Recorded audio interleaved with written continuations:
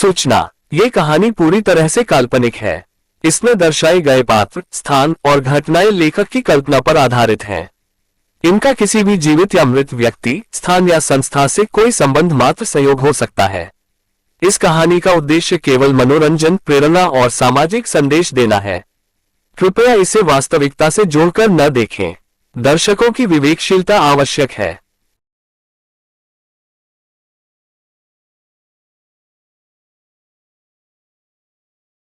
एक छोटे से कस्बे में रहने वाला अरुण नाम का लड़का पढ़ाई में बहुत तेज था, हमेशा क्लास में टॉप करता था। लेकिन इसके बावजूद उसकी जिंदगी में एक बहुत बड़ी कमी थी, कोई दोस्त नहीं था। उसका स्वभाव सीधा साधा था, किसी से लड़ाई नहीं करता था, लेकिन फिर भी लोग उसे पसंद नहीं करते थे क्योंकि वह क्लास टीचर और प्रिंसिपल का फेवरेट था। स्कूल में एक गैंग था जिसमें 3 लड़के थे, प्रशांत, गैंग लीडर लक्की और विक्की। ये तीनों हमेशा अरुण को परेशान करते, कभी उसका टिफिन फेंक देते, कभी उसकी किताबें छीन लेते, कभी उसे धक्का दे देते। और कोई सुनवाई नहीं होती क्योंकि स्कूल के मालिक खुद प्रशांत के पापा थे। घर लौटने पर भी अरुण को सुकून नहीं मिलता। उसके मम्मी पापा रोज झगड़ते, कभी कभी तो तलाक तक की बात आ जाती। लेकिन घर में एक ही इंसान था जिससे अरुण को अपनापन मिलता, उसकी दादी। वही उसकी सच्ची साथी थी जो उसे कहानियां सुनाती थी, सुलझाती थी और उसकी परवाह करती थी। एक दिन अरुण बहुत दुखी होकर दादी की गोद में रो पड़ा। उसने कहा, दादी, मेरा कोई दोस्त नहीं है, सब मुझे सताते हैं। दादी ने उसके आंसू पोंछे और मुस्कुराकर कहा, तो क्या हुआ बेटा, तुझे इंसानों में दोस्त नहीं मिला, अब तू माता रानी को ही अपनी दोस्त बना ले। फिर दादी ने उसे शेरावाली माता की कहानी सुनाई, कैसे उन्होंने महिषासुर जैसे राक्षस से 9 दिन तक युद्ध कर धरती को बचाया और तभी से नवरात्रि की शुरुआत हुई। अरुण मंत्रमुग्ध हो गया। दादी, क्या माँ सच में मेरी दोस्त बन जाएंगी? दादी बोली, बस इस बार नवरात्र में माँ को घर लाकर अच्छे से पूजा करना, वो जरूर तेरी सखी बनेंगी। नवरात्र शुरू हुए। अरुण ने माँ की मूर्ति लाकर पूरे घर को सजाया। पहले उसके माता पिता तैयार नहीं थे, लेकिन अरुण के प्रेम और जिद के आगे झुक गए। 9 दिनों तक पूरे मन से अरुण ने पूजा की। पहली रात वो माँ की मूर्ति के पास बैठा और बोला, क्या आप मेरी दोस्त बनेंगी? कोई जवाब नहीं आया। अरुण की आंखों से आंसू बहने लगे। दादी ने झूठ बोला, माँ मेरी दोस्त नहीं बनेंगी। और तभी एक तेज रोशनी हुई। माँ शेरावाली स्वयं प्रकट हुई।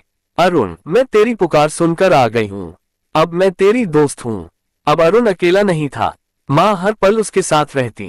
स्कूल में भी उन्होंने चमत्कार दिखाए, प्रशांत और उसके दोस्तों को अलग अलग तरीकों से सबक मिला। कभी उनकी शरारत खुद उनके ऊपर आ जाती, कभी शिक्षक ही डांट देते।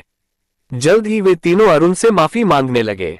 घर पर भी चमत्कार हुए, मम्मी पापा का झगड़ा कम हो गया, वे एक दूसरे को समझने लगे। माँ ने पूरे परिवार में प्रेम भर दिया। एक दिन कुछ गुंडों ने अरुण का अपहरण कर लिया। उन्होंने 10 लाख रुपए की फिरौती मांगी। घर में पैसे नहीं थे। अरुण को याद आया, माँ ने एक मंत्र सिखाया था, ओम दुर्गाय नमः। अरुण ने मंत्र बोला और माँ तुरंत प्रकट हो गई। उनका सिंह गर्जा और सारे गुंडों को भागना पड़ा।